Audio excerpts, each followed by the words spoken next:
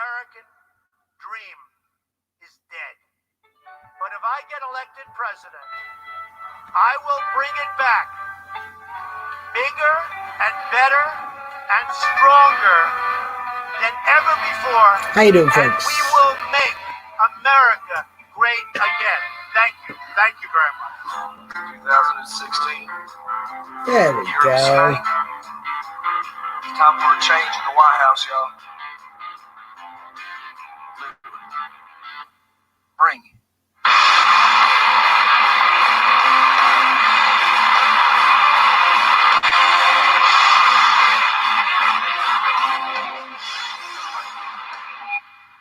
If you want a real deal, then you gotta get a real leader. Want a real leader, then we need a real man.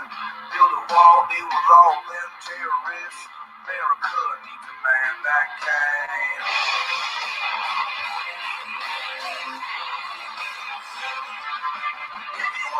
Welcome, folks. Click the share button. Let folks know we are live here in DC.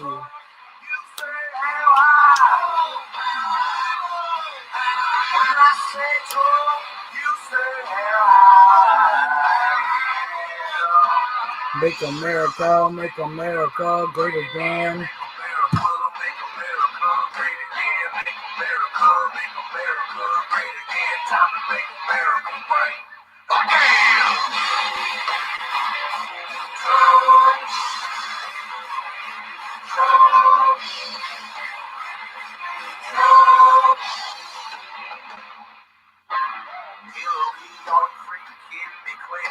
Socialist Sanders, that freaking Flanders, Army Rangers and the Navy SEALs, all stand strong with the art of the deal.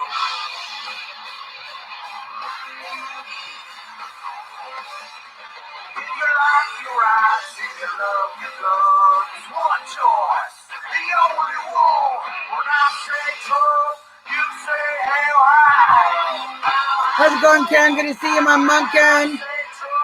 Do what you can, Chris, as always, my friend.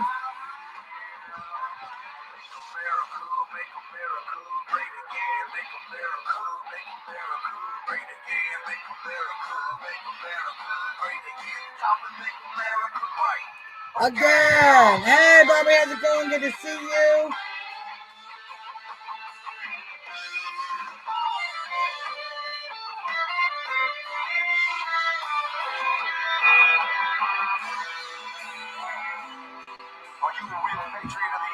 There's Nick. Good to see you. Amazing. I know we're going to talk about that, Nick. Amazing things. I'm glad you're here. You can tell us, give us some live info. How's it going, Sharon? Good to see you guys.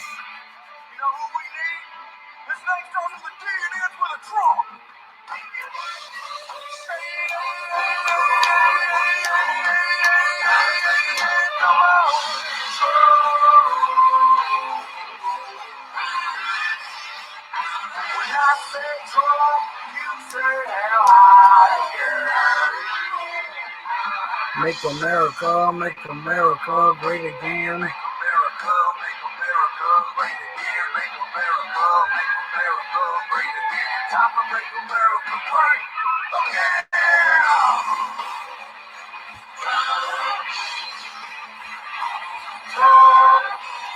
It's very weird, Karen. I'm sorry to hear that. Of course, I'm sorry to hear that about your mom.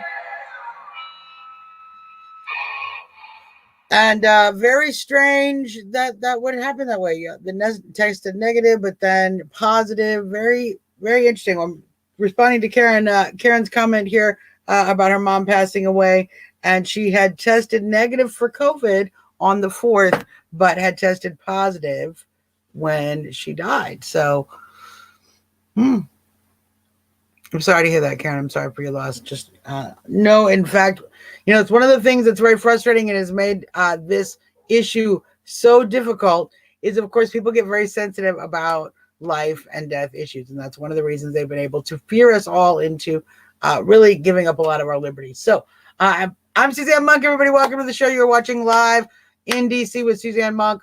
I am Suzzanne Monk. We're 8 minutes away from the Capitol. We're 15 minutes away from the White House.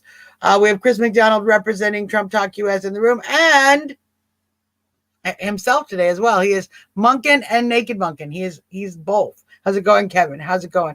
I want to, of course, give a shout out to my good friend Diane Ventura with the Trump towel. And she is the one who put together these beautiful Reopen America t-shirts. You can get your, we'll be sharing the link on my page. You can go to reopenamerica.info. That's our Facebook page. And we have the link there pretty frequently. So scroll down, find the link. We'll share it again tonight so that you will be able, to,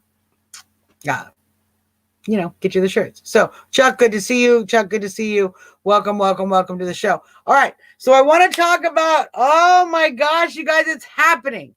So I'm so proud of all my patriots across the country. Over the last 3 days, we have now seen several protests in the states of Ohio, in the states of North Carolina, in the state of Michigan. They had a huge one today, Operation Gridlock.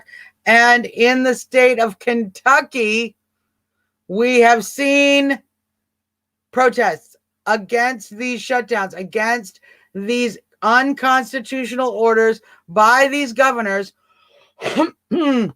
to have our businesses shut down, to decide what is essential and what is not essential, to decide that we can't be in our churches.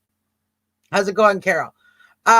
Now, what is great about I'm going to talk about the Michigan protests a little bit first, because it was one of the biggest protests we've seen across the country, and it was tremendous. And I'm going to put Nick's comments up as he's commenting so we can get his firsthand experience. Nick says, I live about an hour away from the Capitol.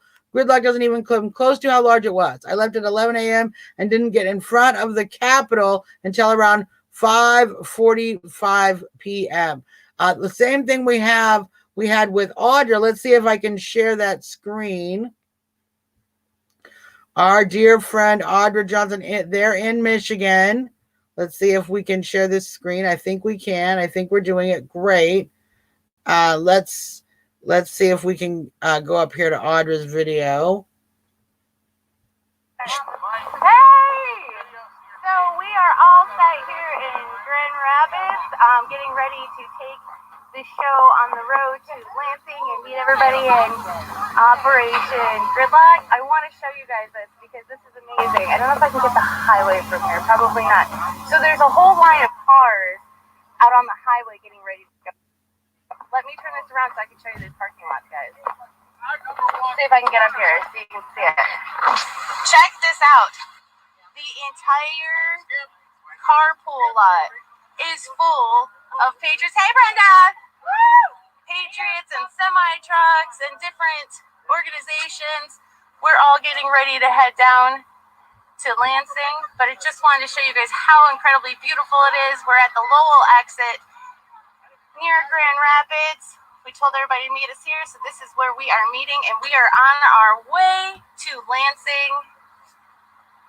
This is absolutely beautiful, and I can't wait to see what Lansing is looking like. I'll let you guys know when we head out. I love you all.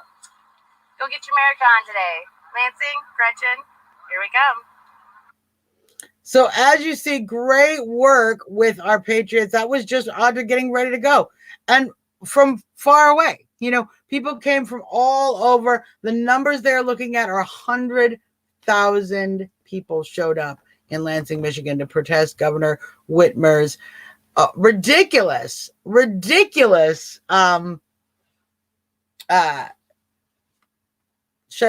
orders. She's been particularly draconian and particularly vicious in her shutdown. So, someone threw a whole bunch of nails on the road. It was snowing. There was, it's very great to see so many patriots get riled up, and they did such a great job organizing.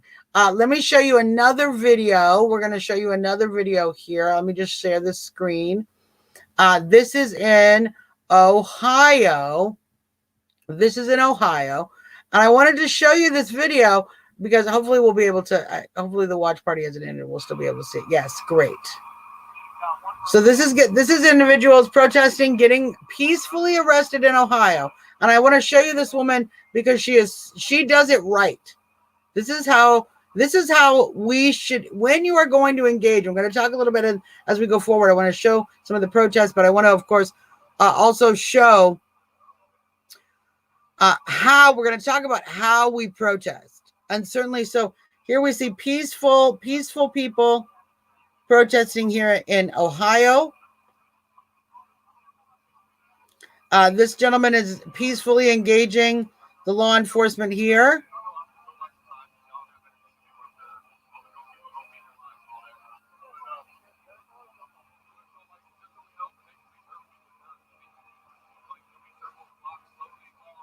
So see, this gentleman is actually trying to engage law enforcement and find a peaceful way to live up to have his rights protected, to have his rights, to be able to do that in a safe way. This is one of the things that's so frustrating about the fear chambers. We're going to skip ahead a little bit. He went ahead and went and as you know,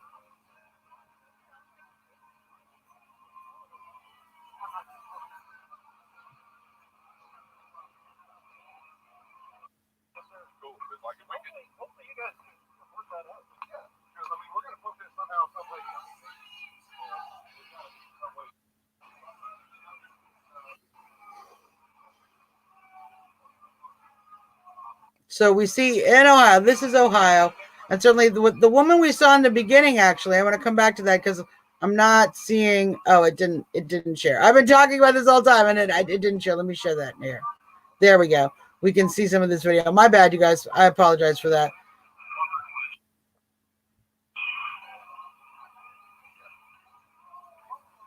So here, Ohio, and we see law enforcement.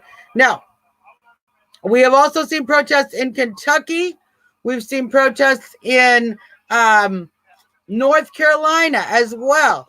Now, we're going to talk a little bit about this because, as you see, while we have law enforcement, I'm going to mute law enforcement for a minute. Let's see if we can mute law enforcement. It won't let me do that. It doesn't want me to do that.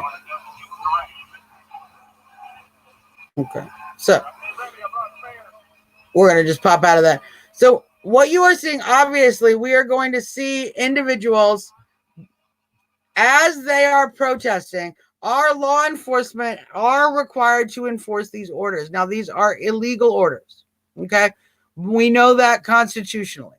However, when you see when the governor, when the mayor issues an order, the officers enforce it.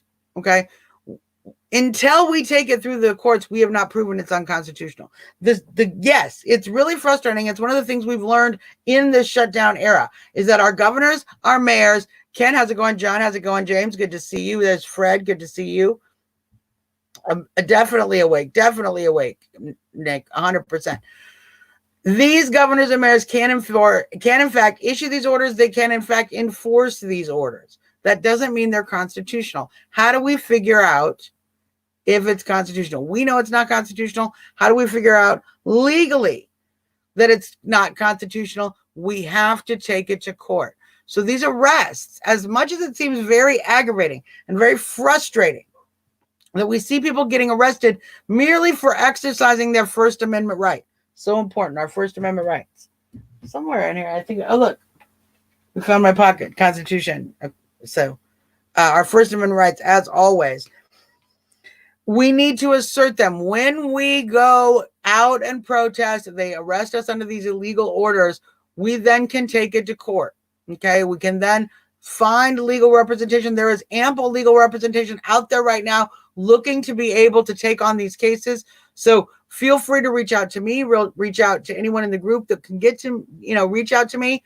And we will, here in Reopen America, we will do everything we can to help connect you up with legal representation for these cases. In many cases, what happens in DC, often the charges will get dropped because the state does not want actually to have you contest the charges because they know they're unconstitutional.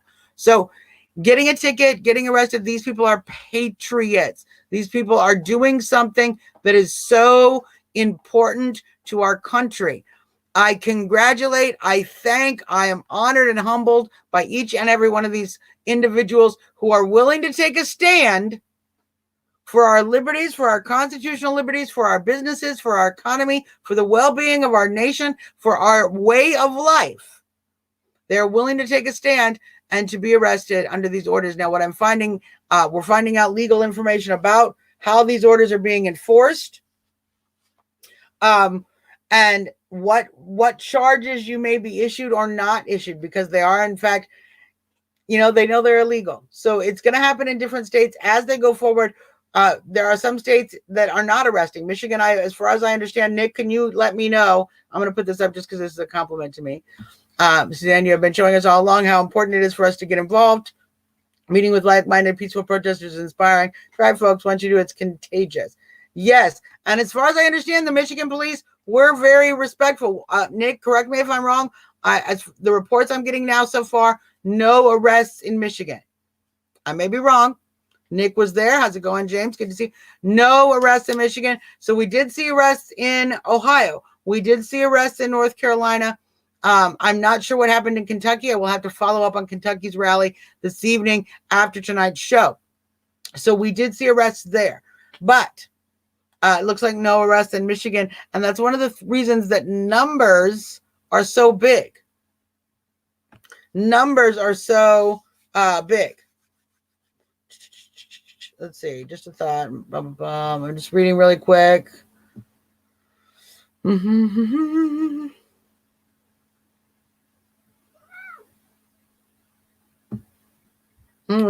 I? Oh, see, Nick didn't see any arrests. Thank you. One arrest, says John. One arrest. Great. A lot of that is, you guys, because us right-wingers know how to protest peacefully. So important. So I want to spend the next 20 minutes, 30 minutes or so talking about how to put together a rally. Yes, authorities. I'm going to put this information up. Fred says authorities are rallying 42 USC 1983, 1985, and 1986. It's important to know the law. And certainly this is, in fact, they are violating the law in doing so, in issuing these orders. And it's important to know two men get in. This is the arrest. Two men got into an altercation. See, now this is why we're going to talk about what's so important with these protests. Usually, you guys, I've written books about this. I've written articles about this. I have been educating people on how to hold protests for quite some time. Okay. I'm going to change my rules a little bit for this instance because we are in an era of shutdown orders, because we know these protests are in direct violation of the no social gathering orders in many of these states. We are not going to be able to procure permits for these protests. Usually, as I say, first things first, go legal, get your permit.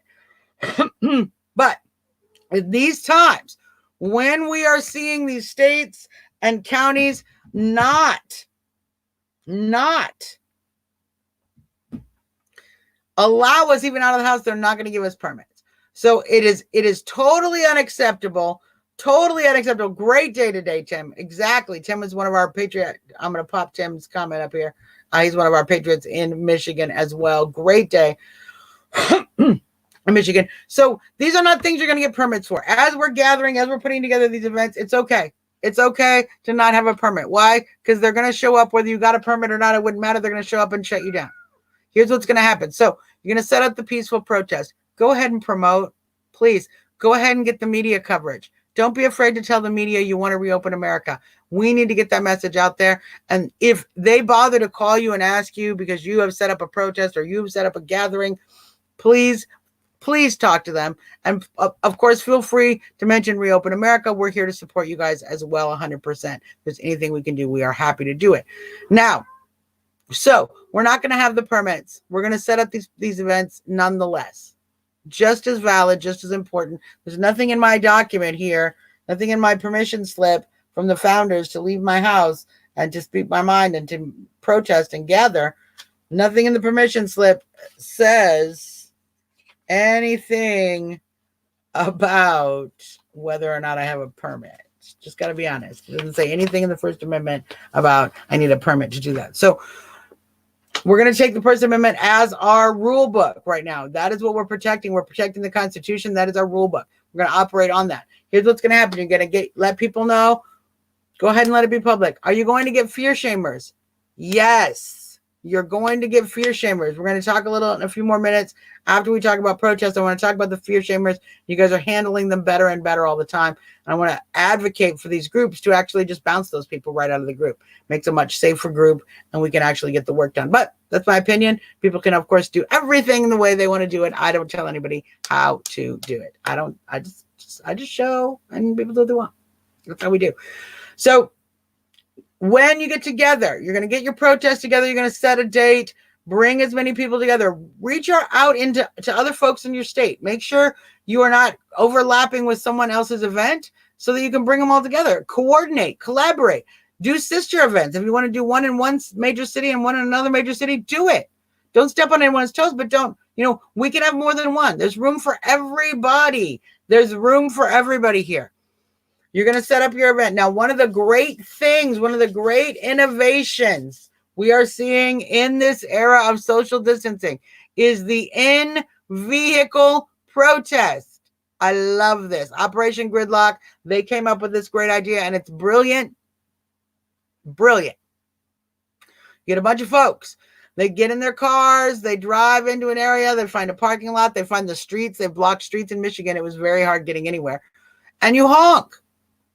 You honk in protest. You're separate. You're socially distant. You're in your vehicle, but you are still protesting. You are still having an effect. So that's great. That's great. No, John, we're going to talk about that. We're going to talk about that in a second. I'm going to bring John's comment up in a second. So they're doing some great things with that. Please continue to innovate. Please continue to think of these new ways to do stuff. As Fred says, as long as you stay on public land, a sidewalk is excellent. Any public street, learn the laws in your city. For example, laws in DC. We're allowed to march on any street at any given time. That's the law in DC. So learn your local laws, know them, understand them, operate, but you're going to break a few. You're not going to break laws, but you're going to break orders. And that's what we're going to do. So plan your protest as if you were doing everything legally, and then do it. Tim's horn broke. That's funny. I'm going to do this. And then do it without the permit, but do everything else legitimately. Now, you're going to possibly see resistance from law enforcement, okay? I wish I could have pulled up the video of this woman's response, because as she's getting arrested and the cameras are showing it and she's walking away, she calmly, with a smile on her face, says to the camera, "The officer is merely doing his job." And here's the line. "And I'm doing mine." She is doing her job as a citizen by resisting. He is doing his job as an officer by enforcing the governor's orders. That is what he's there to do. But we are there to resist peacefully. So we need to engage peacefully. If you are going to be arrested, you're not going to cuss out the cop. You're not going to get violent. You're not going to get aggressive.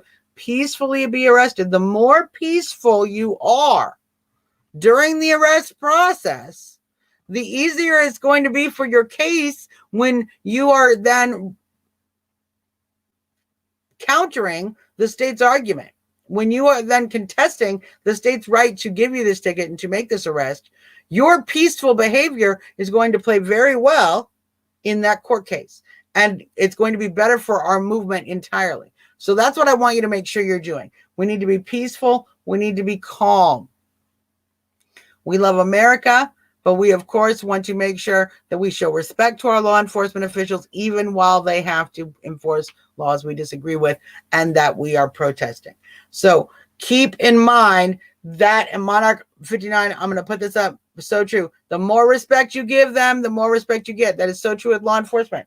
The more respect you give them, the more respect you get. And you can respect them and still civilly disobey. You can respect law enforcement. And this is what's so important about this movement right now. It's one of the reasons that it's been a little bit difficult to organize people, because we here on the right are often a little nervous about coming into conflict with our law enforcement officials. They are unfortunately in a bad position, enforcing unconstitutional orders. That doesn't mean we need to be disrespectful. And as Monarch is so clear to point out, the more respect you give them, the more respect you will get back. We can do this peacefully, but we can certainly still continue to make an important message be heard. And that message is we are not standing down for these unconstitutional orders any longer. Now, so you have your protest. Great. You're going to videotape that protest. You're going to take pictures. You're going to live stream that. You're going to do everything you can to get the word out. Even if there are 10 or 12 people in your city's protest, you want to get the word out. We at Reopen America here, we're going to be happy to share that with you and for you. We're going to continue to promote what you're doing, even if it is a small uprising. Because here is the thing that's so important. The first time you do one, yeah, maybe it's 12, maybe it's 20, maybe it's 30, maybe it's 50. Not all of you are going to start a Lansing, Michigan, 100,000 people show up right at once. And those folks have been working on it for a while. Nothing happens overnight. But that 20 becomes 50 the next time. That 50 becomes 100 the next time as people are getting more and more frustrated, as they realize that you can go out, you can resist these unconstitutional orders, we can protest. People are empowered. And I'm seeing in the groups where people have had protests in Ohio, in North Carolina, in Michigan, and in Kentucky. I'm seeing in these groups the folks who didn't get to come excited for the next time, already talking about, I want to be there the next time. So have these events, have them frequently until the shutdowns end. Until the shutdowns end. Now, John, I'm going to answer this question. This is a good question. This is a great question. John McBroom says, when Trump talks to the governors about opening back up, I'm hoping that they will all comply with wanting this. Does the president have the authority to order all the states to reopen? Very interesting question. It's a very interesting question. And if you read the guidelines that the group is talking about, the reopening committee is talking about issuing, one of the things that they talk about is that there are states that have locked down. They have taken too aggressive measures. And so they're going to try to mitigate that. There's a lot of interesting language that the president is obviously going to try to use to ensure that he can get our jobs open. It is going to be a slog because as we can already see through the press, what authority the president has is going to be challenged. I believe he has the authority to rescind these CDC guidelines and to then begin the process of demanding these states reopen based on the new guidelines. And certainly to take their departments of health, and we do have federal control over through the departments of health. So there is ways that we can certainly push back on how they shut down. Trump may need to take some of these orders to court. Some of these orders that don't get rescinded, he may need to take some of them to court, particularly the ones that have been overly aggressive. I think that's why that language is being put into the guidelines that the council, the Reopen Council, is issuing, because he is going to need a variety of weapons, if you will, a variety of tools, if you will, to convince these governors to reopen. We, Reopen America, are one of those tools. These protests are one of those tools. They start to show that energy that people are fed up and they're ready to go back to work. The president gets that message. That's such an important thing that we see happening right now. I'm so glad we started these protests early so that we can get the president to see how frustrated people are and how ready people are to reopen the country. But it's going to be an effort. It's going to be an effort through the courts. It's going to be an effort through public opinion.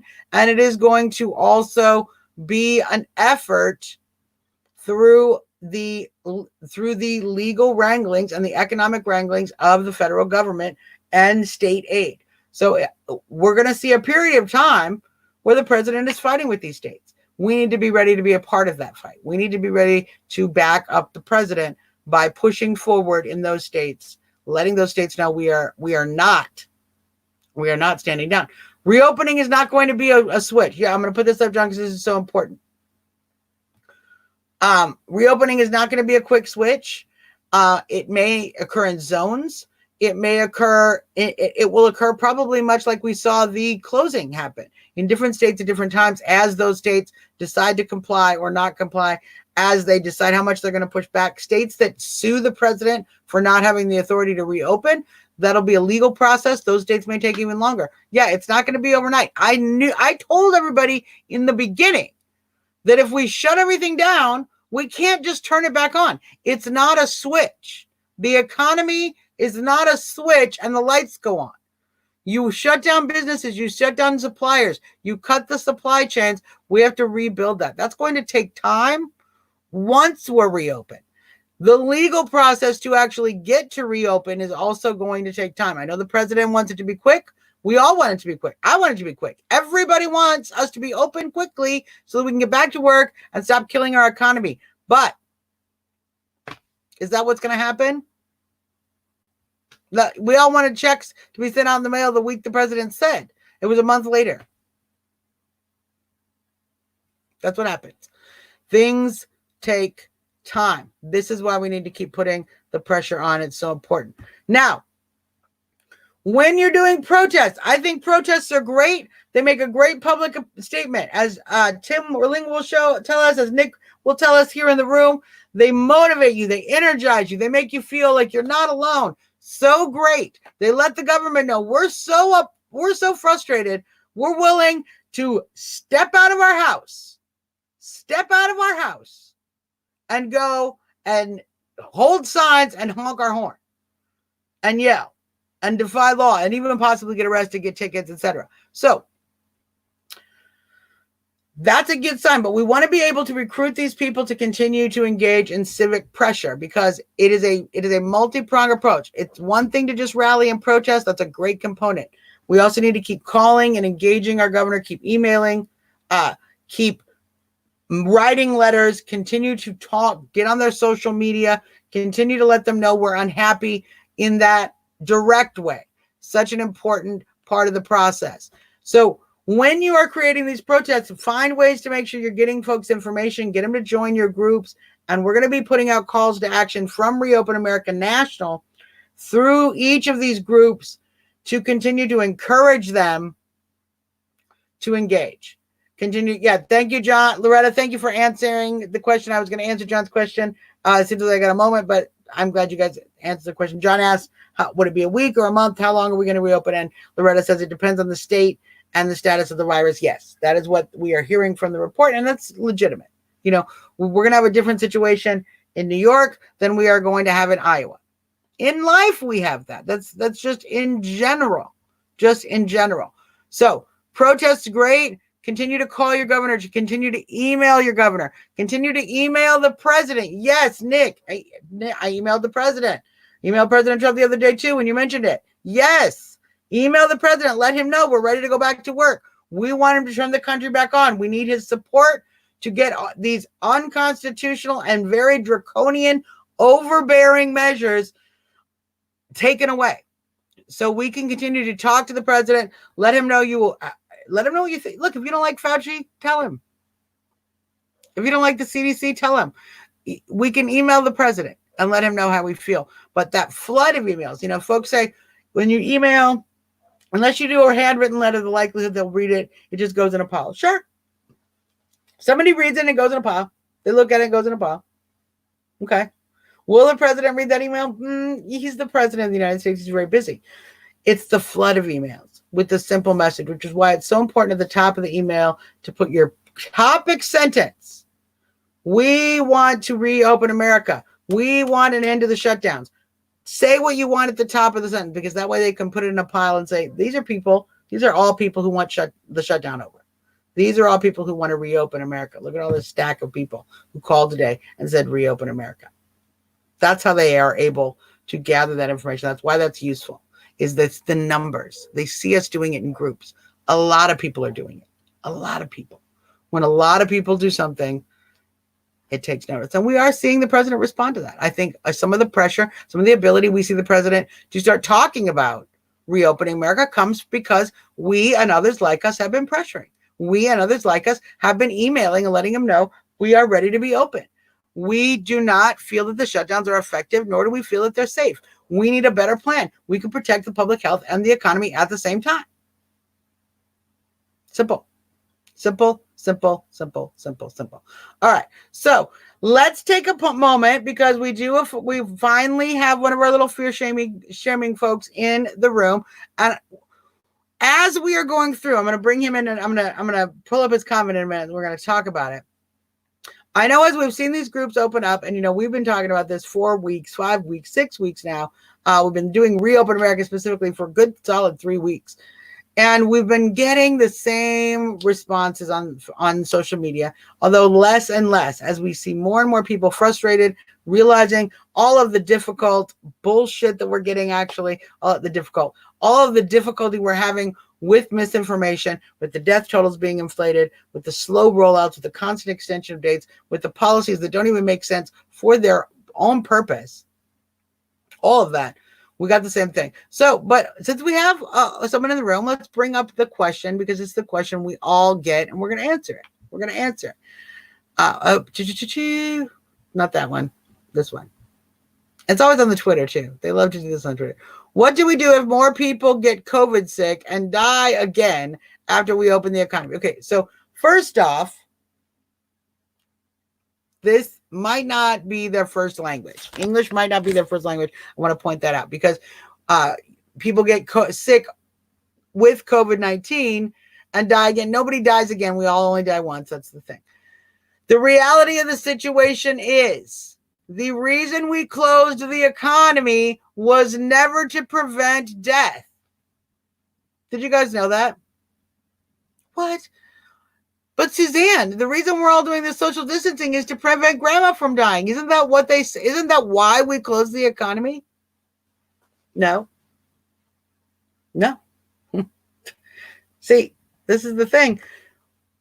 I've been paying attention to this issue since the beginning. No, that's not why we closed the economy. We closed the economy to flatten the curve. Where's my curve? We closed the economy. As you know, the first reason they said to us, we need to close the economy. We need to do it for 2 weeks. What did they say to us? They need to do it for 2 weeks. Because that's how long it takes before we know we have the virus. 2 weeks. So if we stay in 2 weeks, we'll all know we have the virus or not. We can go back out. Then what was it? No, then it was we had to flatten the curve, right? Wasn't just 2 weeks anymore. It was now flatten the curve. Flatten the curve didn't have a 2-week deadline. It was, maybe a month or so. We don't know. We need to extend it another 30 days. And they showed us the stupid chart, right? Not the part. This is my line right here. Okay. This is because we've been trying to fix the chart because the chart is so stupid. Okay. But this chart was based on 2.2 million deaths. This chart was based on radically inaccurate numbers of cases of potential deaths. Now here, why did we have to flatten the curve? Why did we have to flatten the curve? Not even, as John says, not to even stop the virus from spreading, John. That's what they're telling us now, but it's impossible. That's not why we flattened the curve, though. We flattened the curve to actually spread out the virus's spread. Flattening the curve literally means taking all of these cases of the virus that would happen at once and spreading them out over time. It literally didn't even mean less virus cases. That was not the intent at all. The intent was to slow down the spread. They figured we would get as many cases, even potentially more so, under social distancing. What did I just say? Did you just say potentially more cases under social distancing? Is that what you just said? Yes. That's their chart. Learn statistics, you guys. Learn to read charts. First off, this chart is stupid because it has no numbers. It says number of cases, but there's no numbers marking what the number of cases are. This chart is, I could literally if I crumple this up, but then I'd have to print another chart for what I'm talking about. It just extends the misery longer. Yes, all we were doing, instead of having everyone catch the disease all at once and go to the hospital and the hospitals be overwhelmed, no, it doesn't translate into less deaths, Joe. It translates into our hospitals being overwhelmed. The only way it translates into less deaths, I'm going to pull this up because this is an inaccurate statement, which translates into less deaths. The only way that's supposed to be is if we prevent the hospital from being overwhelmed. The reason we think there will be too many deaths is our hospitals would be overwhelmed. But guess what? This 2.2 million deaths, it's like 100 times less. It's down here. The bump, where's my marker? So this is what the prediction, right? Okay, but this is really what it was. It's more like this. It's more like this. This is actually what we did. Well below hospital capacity. So far below hospital capacity that our measures that we took, shutting down legitimate medical treatment, shutting down cancer treatments, cutting down cancer surgeries, shutting down dialysis, shutting down heart treatment, shutting down physical therapy, shutting down orthopedic surgery, shutting down all of these other medical treatments. Okay? That's why we didn't actually overwhelm our hospitals. We actually underwhelmed our hospitals. We have hospitals shutting down whole wings. We have hospitals laying off staff. We have nurses having their shifts cut. Why? Because we don't have the regular patients. Because we closed all the hospitals to any patient unless you have COVID, and then we don't have the COVID cases in all of these states that would fill any of these beds. We have nobody. That's why these nurses have time to do these little stupid dancing videos they're doing. Have you seen the nurses? They're all doing dancing videos. Yeah, why do they have time to do that? Because they have no patients. So unfortunately, Joe, when you say yes, less deaths, no, actually more deaths. More deaths occurring because of now they're not getting their cancer treatment. They're not getting their surgeries taken. We have tumors that have not been handled and thus have grown larger. We are actually going to put more people at risk to die of a variety of diseases because we didn't give them treatment because of this ridiculous overreaction to COVID. Overreaction to COVID. It's happening everywhere. And of course, they mock and they say, oh, okay, you're not a doctor. So that's what they all love to do. But the reality of the situation is I don't need to be a doctor to tell you what's happening in the hospitals. I don't need to be a doctor to read. The reality is we are laying people off in hospitals. We are sending nurses home. We are closing off. See, I'm just telling you the facts. Cindy's telling it too. Are laying off ours. Exactly. No one is coming in for elective surgeries. And it's not just elective, Cindy. It is non-emergent, right? It's not just elective. It's not just that we're, you had some skin cancer and we get around to it. It's non-emergent. You have to be dying to get into a hospital right now. Or you have to have COVID. You have to have COVID. So that's the situation at hand. That's the situation at hand. And we're going to continue to push forward. We are going to continue to push forward getting that real information out because, in fact, the shutdown is not having the effect that they intended. It's not fixing the problem that we have. And of course, they all want to say this, and this is very important. It's very important because they all love to say this. They all love to say this. Where is it? Oh, it's in here somewhere. Something about even Trump even agreed with the CDC. We're going to find out. It's interesting that President Trump is actually cutting the funding to the World Health Organization because of their misrepresentation of this virus pandemic. And the World Health Organization is where the CDC has been getting its information. So did he agree with the CDC? We'll find out, Joe. And let's answer Joe's question because Joe did have another question. And we're just going to answer that. Joe, I got my bachelor's degree at DePaul University in Chicago and did my master's work at University of Chicago, an Ivy League school. And if you look at the background right there, right next to my head is my Mensa plaque, because I'm a member of Mensa. So, and that's what we do with our trolls.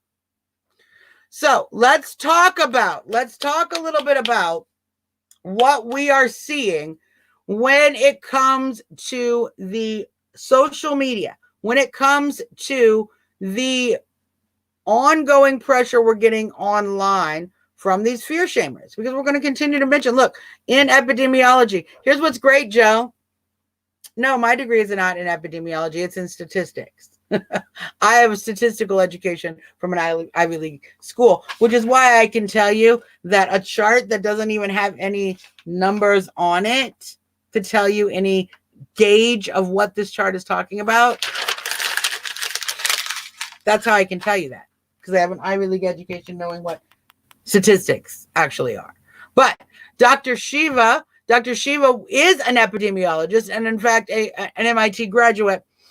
And he himself has said exactly what I am saying. We're going to be talking with Dr. Shiva on Reopen America. We're going to continue to try to connect up with him. We've been sharing his fantastic videos where he is discussing the immune system and the misinformation that we are getting from the CDC, from the World Health Organization, from some of these doctors who continue to push a vaccine mindset. Yes, Sharon, I'm going to put this up because this is fantastic. Did you see how Bill Gates tweeted that Trump is endangering lives by cutting funding to the World Health Organization? Yes, I did see that. I found it interesting that Bill Gates and his ilk of individuals have actually for a long time been talking about depopulating the planet, about there being too many people on the planet, about making sure that we have birth control and other reproductive resources so that we can reduce the population of the planet.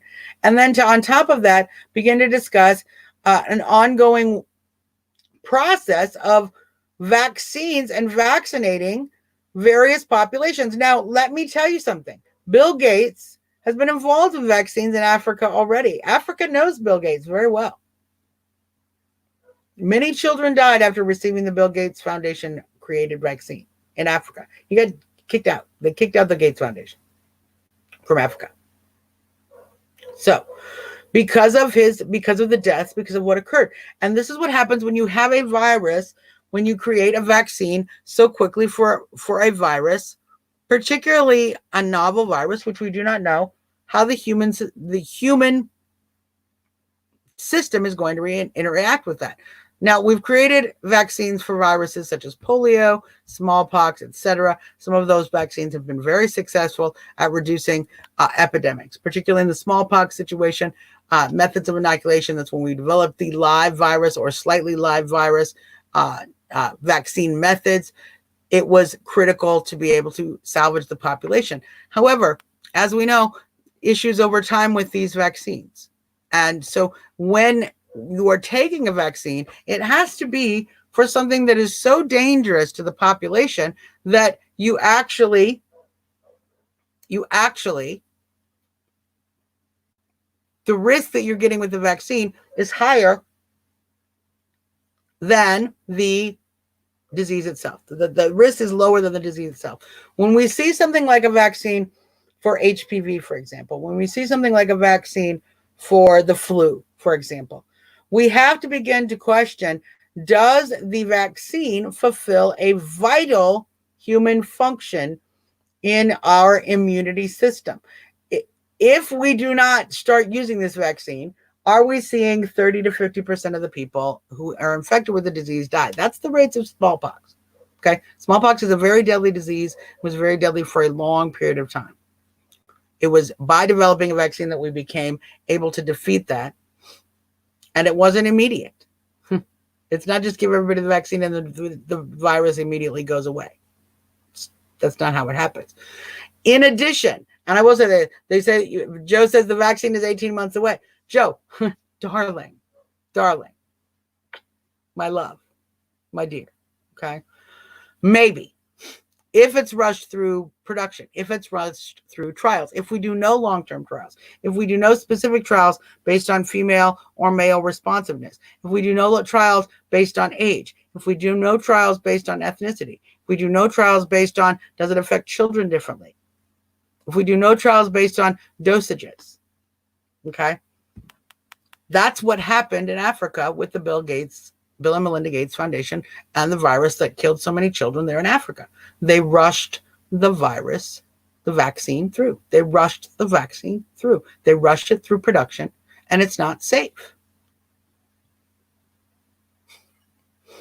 It takes years of time. It took years of time with the polio vaccine to figure out the problems with the vaccine versus the benefits of the vaccine. It took years of time with the smallpox vaccine to get that actually accurate, okay? So that we weren't the original smallpox vaccines and were live virus. We gave you the virus, so you got sick, is what you did, and then your body built the immunity, and that was inoculation. Okay, then we developed a vaccine where we have the virus mutated. It's been weakened. It's been weakened. We have horse serum vaccine where we get the immunity. Horses respond. They build up the antibodies. We get antibodies from the horse. Now we're engaging in putting antibodies in the body. It's a whole different thing. Whether a vaccine is creating a natural antibody response or a less effective antibody response is critical to the function of the vaccine. What do we have in vaccines? In fact, we just recently have reopened up the possibility of there being mercury in our vaccines in the United States. Unnecessary. But there again, these are the kind of things that we don't just rush things through. And we certainly don't do that with someone who has said openly they want to reduce the population of the planet. And they have already in the past harmed people because of their vaccine pressuring. So because of their pressuring to push a vaccine more quickly through than necessary. Let's talk about these certificates of immunity. This is an important topic. We see a lot of folks talking about you're going to be able to get tested if you have the antibodies. Well, point number one, if we are already talking about,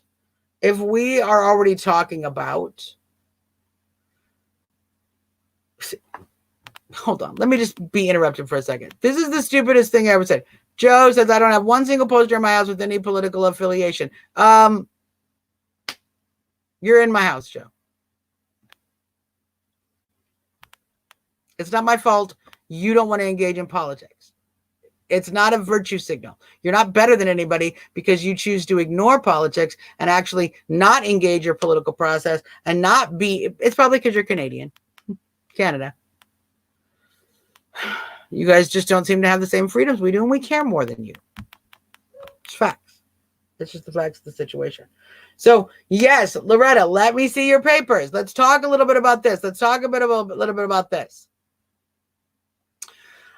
What we are talking about with this certificate of immunity, they are talking about giving you an antibodies test. Now, what we are seeing, that they are even suggesting that there is an antibodies test, suggests that many more of us were exposed to the virus long before they were even telling us about it. And we developed antibodies, probably because we were asymptomatic, which means we didn't even develop any symptoms from being exposed, which means we have a disease that kills maybe 1 or 2% of the people that get it. Only about 10% of the people have severe cases. We're talking 85 to 90% of the people who get it have mild, moderate to mild to no symptoms whatsoever. That's what we shut down the country for. And we know that because now they want to test us for antibodies. Here's the reality. We have no evidence right now that can determine that antibodies test is testing specifically for SARS-CoV-2 antibodies. As we know, COVID-19 is the disease that comes from the SARS-CoV-2 virus. We've talked about this a million times on this show. So everybody on them, all of my listeners already know. Okay. Is that antibodies test testing specifically for antibodies to the SARS-CoV-2 virus? We don't know. It could be testing the antibodies to other coronaviruses. which means if you've been exposed to a number of coronaviruses, as we know, the common cold, flus, many things are caused by a coronavirus, you might have the antibodies. We don't know. Does having the antibodies mean that you are not infected, or that you can't get sick, or that you can't spread the disease? No. And the CDC literally just said that today. They literally just clearly stated that in their new guidelines that having the antibodies is not a guarantee of immunity. So the idea that we would be, quote, allowed to go back to work if we, quote, have a test that shows we have the antibodies, when we do not even scientifically know that you can have the antibodies and you're not going to get the disease again, nor that you will be able to carry it to others. We don't know that. We don't know that scientifically. I realize that it'd be great to know that, and then we get, oh, just check the antibodies, you got them, you're good. But we don't know that. And that adds to the ridiculous idea that we're going to somehow shut down all spread of the disease. As you know, it was never the intention. Our intention was not to shut down the spread of the disease. Their intention was not to shut down the spread of the disease. It was to slow and spread out the spread of the disease over time. Over time. But we've done that. The time has come. Our hospitals are now closing. Our hospitals are now cutting staff. We are not overwhelmed. We are not Italy. We must reopen America. We're going to be holding a protest here, a protest and rally here in Washington, D.C. on May 1st through the 2nd. We will be having an overnight candle vigil for freedom in Freedom Plaza right here in Washington, D.C. We're going to be praying for freedom all night long. We're going to rally in front of the White House. We're going to come down to Freedom Plaza, and we're going to continue and wake up in the morning and go down in front of the Capitol building. And we're going to make sure that we represent. That's our plan here. We continue to support all of the folks across the country that are doing that as well. Loretta, great point. Do we require people with HIV or AIDS to carry papers? No, it's insane. Jeanette, another great point. We need a vaccine ID, but they don't want voter ID. What the heck? Yes, Loretta. Maybe I'll carry my birth certificate as my papers. American, protected by the Constitution, 100%. Always keep one of these with you, folks. Always keep a pocket Constitution with you, especially in these times, because that way you can say, officer, pretty sure it doesn't say virus in here. Officer, maybe you can show me where it says virus. Oh, to answer John's question earlier, no. He asked the question, if President Trump has declared a state of emergency, does that not give the governors specific powers to override the Constitution? No. Only martial law declaration. Only martial law declaration, a time of actual war, an imminent attack or ongoing attack to the United States would facilitate the shutdown of constitutional liberties. Everything else short of that. The Stafford Act in no way shuts down the Constitution. We have declared the Stafford Act, that is a national emergency act that President Trump has used, that these states are using as state emergency declarations. It in no way, I will repeat, it in no way whatsoever negates our Bill of Rights. It would take a full-on war, imminent attack on the United States, or ongoing attack in the United States, and a declaration of martial law. We don't have that. So, we still have the Constitution in every single state in the Union. Yes, Chris, this is so important. The deep state and the CDC is hoping to spread that in time into the fall to influence the election, and they are already doing that through campaigning for mail-in ballots only, no contact voting. These are the things the Democrats, they know they're going to lose so badly. This is how badly they have to cheat. We have to push back. So We're going to be back again on Friday. I'm going to be sharing to the Reopen America page so many of the great events that Patriots are doing across the country. I encourage you to get involved with Reopen America. I encourage you to get involved with your Reopen groups in your state. I encourage you to protest, write your governor, write your mayor, send emails, email the president, make phone calls, talk to businesses, call Disney and tell them to reopen. I called the Humane Society today because they have closed all across the board. Not because DC has said they need to be closed, but it's a organizational policy.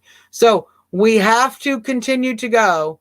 We have to continue to push back, and some of that is going to be on the actual companies and organizations themselves. Loretta, I'm going to leave on this great point. Wouldn't a certificate of immunity go against the HIPAA regulations for privacy? That is correct. That is correct.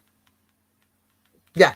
If we could have Roe v. Wade because of the privacy of a doctor and a patient, then it is far more unconstitutional to require that I carry a certificate that says that I have an antibody.